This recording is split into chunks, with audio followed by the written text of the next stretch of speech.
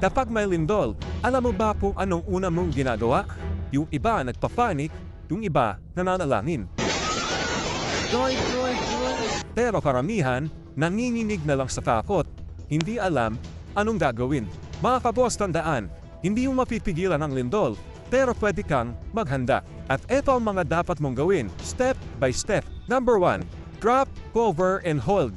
Hindi to joke, literal na yumuko, magtago sa matibay na mesa, at kumapit ng mahigpit. Basta huwag kang tatakbo habang umaalog pa. Number 2, lumayo sa mga bintana, cabinet o pader na pwedeng bumagsak. Yung cellphone pwede mong iwan, pero yung buhay mo, wag. Number 3, kapag huminto na ang lindol, saka pa lang lumabas. Pero bago ka lumabas, siguraduhin munang walang bumabagsak na debris o wire.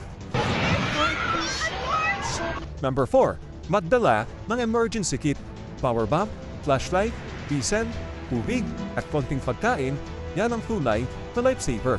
Number 5, magkita-kita sa safe zone. Dapat alam ng pamilya mo kung saan kayo magkatagpo, hindi yung sa gitna pa ng kalsada, magkakagulo. Hindi mo kailangang maging bayani, pero ang pagiging handa, yan ang tunay na diskarte ng responsable.